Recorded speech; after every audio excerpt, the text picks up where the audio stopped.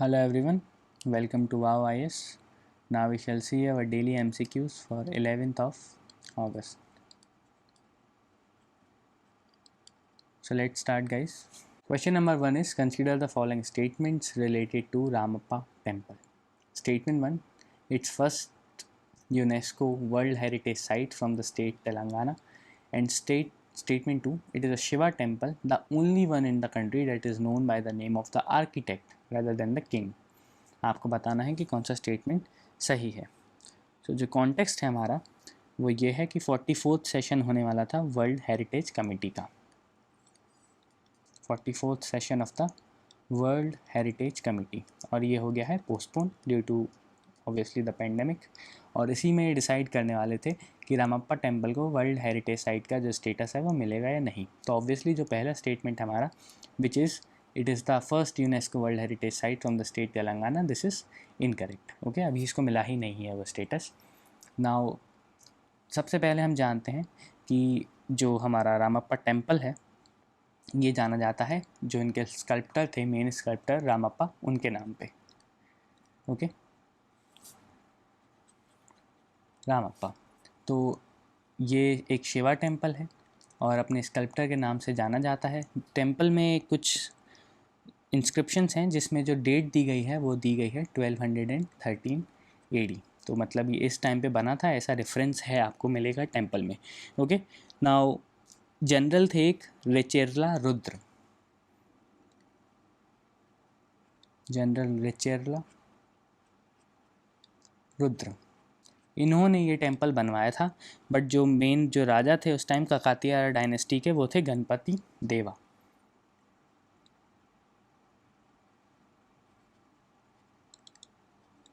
He was the ruler Ganapati Deva of the Kakatiya dynasty. Kakatiya dynasty. Okay, और इनके जो जनरल थे रचेला रुद्र, उनने ये टेम्पल बनवाया गया था. And it is a star shaped temple. ये इंपॉर्टेंट नहीं है however.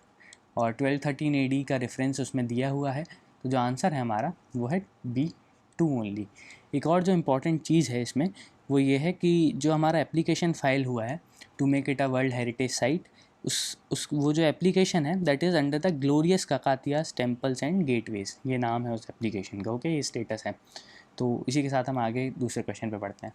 Question number 2 is Kavkaz 2020 recently seen in the news is related to A multilateral strategic command post exercise of Russia, B Quad military exercise, C COVID vaccine development initiative, और is it D asteroid.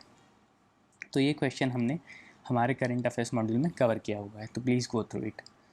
तो जो Kavkaz 2020 है that is a multilateral strategic command post exercise of Russia, और ये conduct होने वाली है Astrakhan region में. Astrakhan region of Russia. और इसमें इंडिया, पाकिस्तान, चाइना और जो बाकी SCO मेंबर्स हैं that is the Shanghai cooperation organisation, उसके मेंबर्स को इसमें इनवाइट किया गया है. तो ये एक मिलिट्री एक्सरसाइज है. ओके, स्ट्रेटेजिक मल्टीलेटरल एक्सरसाइज, और ये रशिया कंडक्ट कराने वाला है. कोविड-19 के बाद ये शायद पहली ऐसी जॉइंट एक्सरसाइज है मल्टीलेटरल. ओके, ये आपको याद रखना है, इसलिए इस इम्पॉर्टेंट हो जाती है कि कोविड के बाद ये पहली मल्टीलेटरल एक्सरसाइज कंडक्ट होने वाली है. तो आंसर है हमारा A. Okay, multilateral strategic command post exercise of Russia. Now let's move forward guys. Question number 3 is consider the following statements related to the Indus Water Treaty. Statement 1, it is a water distribution treaty between India and Pakistan brokered by the UNSC. Statement 2, under the treaty, India has control over water flowing in the western rivers while Pakistan has control over the eastern rivers. तो context क्या है? Context ये है कि अटारी checkpost पे, अटारी जो check post है वहाँ पे पाकिस्तान चाहता था एक meeting regarding the Indus water treaty, and this request has been refused by India. Okay, तो कोई मीटिंग नहीं होने वाली है. तो ये तो था कॉन्टेक्स्ट. अब बात करें इंडस वाटर ट्रीटी की, तो ये ज़्यादातर आप लोगों को इंडस वाटर ट्रीटी पता है, ये हमेशा से न्यूज़ में चली आ रही है. जब से भी हमारे और पाकिस्तान के रिलेशंस बिगड़े हैं तब से Indus water treaty has been highlighted often. Okay, so जो इंडस वाटर ट्रीटी थी that was signed in 1960 in Kashmir. Okay, and it was brokered by the World Bank. World Bank ने इसको ब्रोकर किया था। तो यूएनएससी इसका आंसर नहीं है, पहला स्टेटमेंट है हमारा इनकरेक्ट। और दोनों जिनने साइन की थी वो कौन थे, तो हमारे साइड से थे जवाहरलाल नेहरू, हमारे फर्स्ट प्राइम मिनिस्टर, और पाकिस्तान से जो उनके प्रेसिडेंट थे वो थे जनरल अयूब खान। तो ये दो लोगों ने इस ट्रीटी को साइन किया था। अब ट्रीटी जैसा कि हम सब जानते हैं, जो वेस्टर्न फ्लोइंग रिवर्स हैं that is the 3 western flowing rivers ICJ। अगर आपको याद करना है तो इंटरनेशनल कोर्ट ऑफ जस्टिस भी है, तो ICJ that is the Indus, Chenab and Jhelum. Okay, ये जो 3 नदियां हैं ये गई पाकिस्तान के फेवर में। इसका जो इतना भी यूज़ है वो पाकिस्तान कर सकता है, ऑल दो इंडिया इन पे run of the river projects बना सकता है। मतलब आप पानी को रोक नहीं सकते, but run of the river hydro electric projects बना सकते हैं और इरीगेशन में भी यूज़ कर सकते हैं। इम्पेडिमेंट नहीं आना चाहिए किसी भी फ्लो में, तो ऐसा है। बट जो एक्सक्लूसिव राइट है इनके पानी को यूज़ करने का वो पाकिस्तान का है। ICJ that is the Indus, Chenab and Jhelum, और ये वेस्टर्न रिवर्स हैं क्योंकि पाकिस्तान वेस्ट में है, तो जो वेस्टर्न रिवर्स हैं वो पाकिस्तान की साइड के, that is very common knowledge. Okay, और जो 3 ईस्टर्न रिवर्स हैं, eastern rivers BRS that is the Beas, Ravi and Sutlej, ये 3 इंडिया के पार्ट में आई। ओके, नाउ दूसरा स्टेटमेंट देखिए, under the treaty India has control over water flowing in the western rivers. तो ये स्टेटमेंट गलत है, उल्टा दिया हुआ है। इंडिया के पास ईस्टर्न रिवर है while Pakistan has control over the western rivers. तो दोनों ही स्टेटमेंट्स जो हैं हमारे इनकरेक्ट हैं। अब आपसे पूछा है कि इनकरेक्ट स्टेटमेंट कौन सा है, तो इनकरेक्ट स्टेटमेंट्स दोनों ही हैं, 1 and 2। तो आंसर है हमारा C, both 1 and 2। Okay, I hope this is clear. Now let's move forward. Now question number 4 is consider the following statements with respect to black boxes in aeroplane. अब context यही है कि हमारा air India का एक बहुत ही tragic accident हुआ है एयर इंडिया प्लेन का, जिसमें 18 people were killed. Okay, and this happened in the Kozhikode airport, जहाँ पे ये जो एयरपोर्ट है कोझिकोड एयरपोर्ट, ये है एक table top airport. It is a table top airport. Also the Mangalore airport is also a table top airport. और यहाँ पे भी एक ट्रेजिक इंसिडेंट हुआ था शायद 2010 में, ये मुझे एग्जैक्टली ये याद नहीं है बट शायद 2010 ही था। Okay, now what is a table top airport. तो आसपास वैलीज़ हैं और एक स्ट्रिप गई है, आसपास खाई है, यहाँ पे हिल्स होंगी, आसपास खाई है, बस ये एक स्ट्रिप है। अगर आप इससे ओवर, इस केस में क्या हुआ था, जो एक्सीडेंट हुआ था यहाँ तक ही था अपना जो रनवे था, और यहाँ से ओवर शूट हो गया था तो वैली में गिर गया था हमारा एयरक्राफ्ट, जिससे 18 लोगों की मौत हुई और काफ़ी सारे इंजर्ड हुए। दोनों जो पायलट्स थे वो भी डेथ हो गई उनकी। ओके, नाउ उसी के रिगार्डिंग ये क्वेश्चन है। और जो ब्लैक बॉक्सेस होते हैं, वी ऑल नो कि ब्लैक बॉक्सेस में काफ़ी क्रूशियल डेटा रिकॉर्डेड होता है जो भी प्लेन्स का रहता है, तो उस कॉन्टेक्स्ट में ये क्वेश्चन है। Statement 1, it is a black coloured flight data recorder. Statement 2, it is usually placed in the cockpit of an aeroplane. And statement 3, only commercial aeroplanes can have black boxes. आपको बताना है कि कौन सा statement इनमें से correct है। पहला ऑप्शन देखिए, it is a black coloured flight data recorder, this statement is incorrect. These are usually orange coloured, orange colour के ही होते हैं ब्लैक बॉक्सेस, इनका नाम ब्लैक बॉक्स है but these are orange in colour. Now statement 2, it is usually placed in the cockpit of an aeroplane, this statement is also incorrect. Actually जो हमारा black box होता है वो काफ़ी इंपॉर्टेंट होता है। फ्लाइट जब उसका एनालिसिस होता है किसी भी एक्सीडेंट का, तो उसके लिए इंपॉर्टेंट होता है कि हम ब्लैक बॉक्सेस को रिट्रीव कर पाएँ। तो ब्लैक बॉक्सेस को जो सबसे ज़्यादा इंपॉर्टेंट जगह होती है वहाँ पे नहीं रखा जाता। अब कॉकपिट है, वहाँ पे सबसे पहले इम्पैक्ट पड़ने वाला है, सबसे बड़ा इम्पैक्ट होने वाला है, तो वहाँ पे ब्लैक बॉक्सेस को हम नहीं रखते हैं।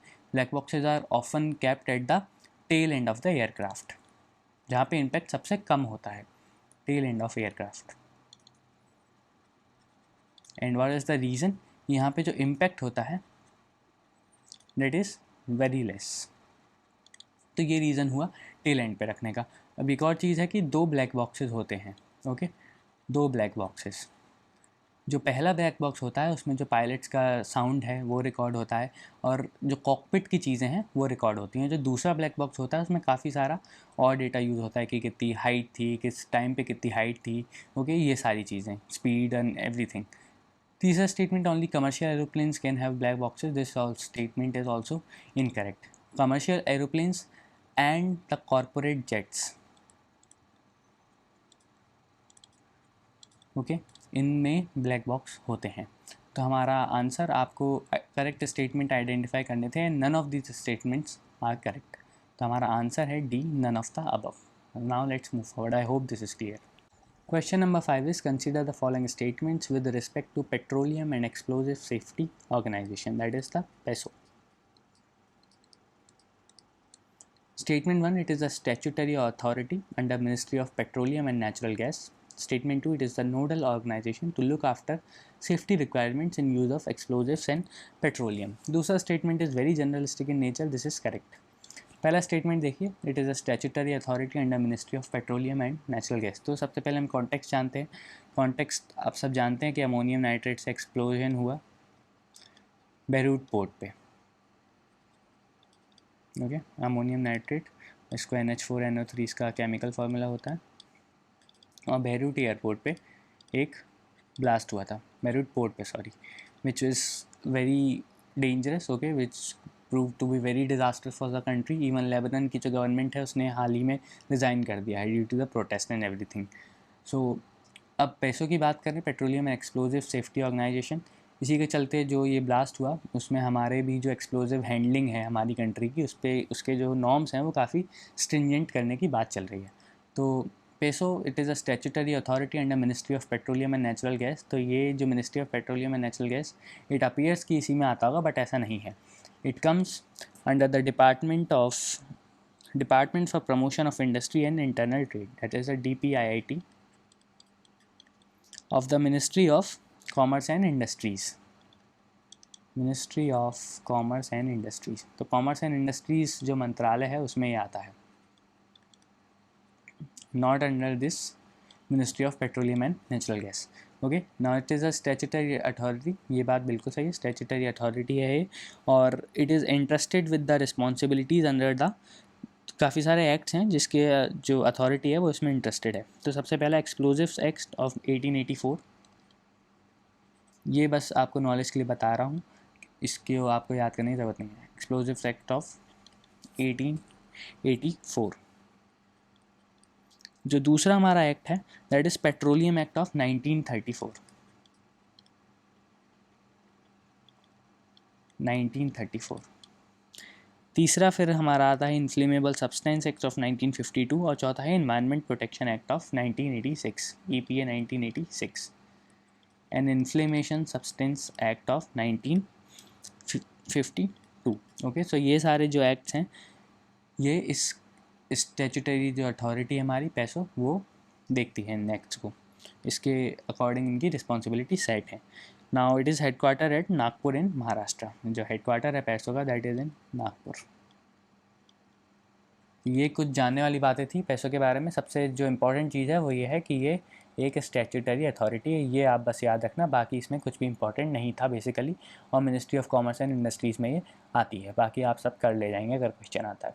तो स्टेटमेंट कौन सा सही है, हमारा आंसर है B2 ओनली। ओके, पहला स्टेटमेंट गलत है। इसी के साथ हमारा आज का करंट अफेयर्स गाइस ख़त्म होता है, sorry MCQs। We'll meet tomorrow, I hope you liked it, thank you.